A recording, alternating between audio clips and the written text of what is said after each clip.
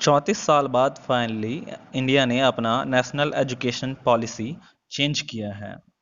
तो इसके बारे में आइए हम साथ में मिलकर कुछ जानते हैं। पिछले एजुकेशन सिस्टम के 10+2 सिस्टम को 5+3+3+4 सिस्टम में चेंज किया जा रहा है।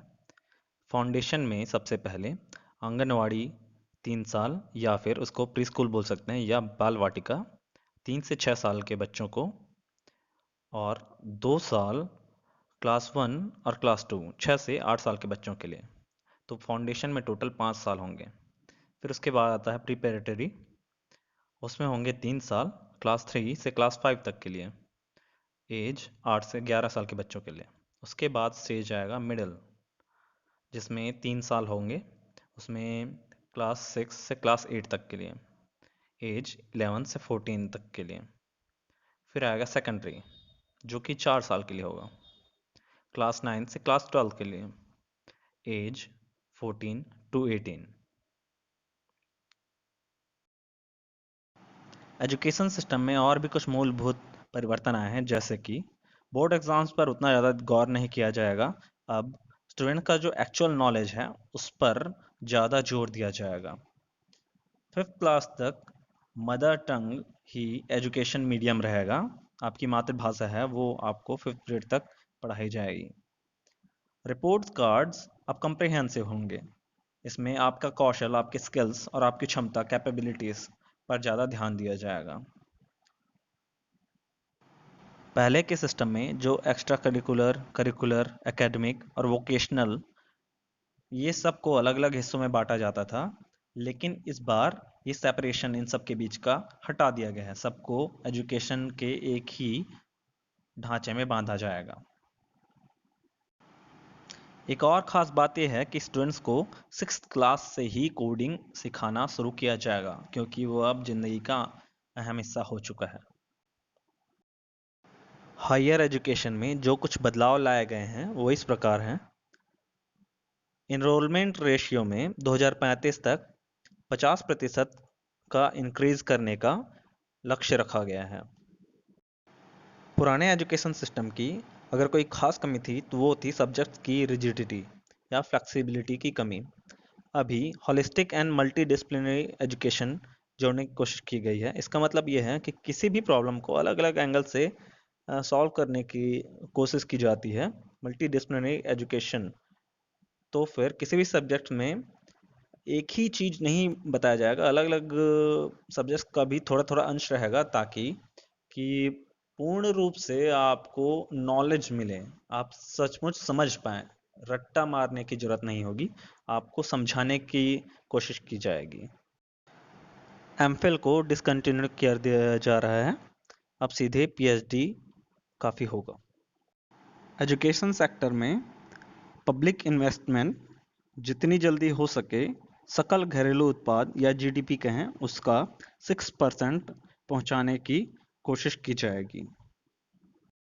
लीगल मतलब लॉ रिलेटेड या फिर मेडिकल, इसके अलावा बाकी सब हायर एजुकेशंस का रेगुलेटर एक ही सिस्टम होगा।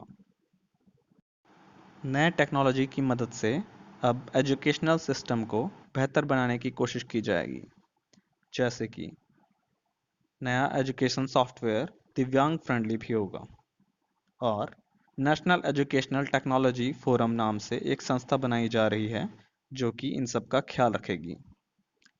स्कूल्स, टीचर्स और स्टूडेंट्स को डिजिटल टेक्नोलॉजी से इक्विप करने की कोशिश की जाएगी। कुछ और खास रिफॉर्म्स। अफिलिएशन सिस्टम को अगले 15 साल के अंदर बंद करने की कोशिश की जाएगी। एजुकेशन बोर्ड के अलग से गवर्नर्स रखे जाएंगे। एक नया नेशनल असेसमेंट सेंटर बनाया गया है, PARAKH, पारख नाम से। नेशनल एजुकेशन पॉलिसी होगी लिटरेसी और न्यूमरेसी पे फोकस करने के लिए। लिटरेसी मतलब साक्षरता, न्यूमरेसी मतलब संख्यात्मकता। संख्यात्मकता का मतलब है डेली लाइफ में गणित का प्रयोग कर पाना। सिस्टम में कोई भी भूल चूक के लिए ट्रांसपेरेंट ऑनलाइन डिस्क्लोजर सिस्टम अपनाया जाएगा। सबसे पहले जानते हैं कि इन रिफॉर्म से भारतीय जनता को क्या फ़ायदा हो सकता है। सबसे पहली बात यह है कि 2030 तक early childhood care and education को सेकेंडरी एजुकेशन से जोड़ने का, मिलाने का लक्ष्य रखा गया है।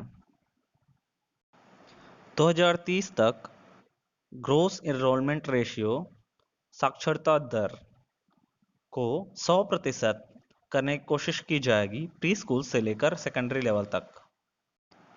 2023 तक टीचर्स को इस नए रिफॉर्म्स के लिए तैयार कर दिया जाएगा। पब्लिक स्कूल्स और प्राइवेट स्कूल्स दोनों के ही शिक्षा स्तर, क्वालिटी को एक समान करने की कोशिश की जाएगी। सब्जेक्ट्स को मल्टीडिसिप्लिनरी करने की कोशिश की जाएगी। इंक्लूसिव और इक्विटेबल मतलब फेयर, इम्पार्शियल करने की कोशिश की जाएगी एजुकेशन सिस्टम को 2030 तक। दोस्तों, मैं हूं आवार अंबर, और अगर आपको इसमें से कुछ भी समझ नहीं आया तो आप कमेंट सेक्शन में मुझे पूछ सकते हैं इसके बारे में। एजुकेशन सिस्टम में जो भी बदलाव आए हैं उसकी जानकारी जानने के लिए। अभी के लिए धन्यवाद, हमारे साथ बने रहिए। Good bye.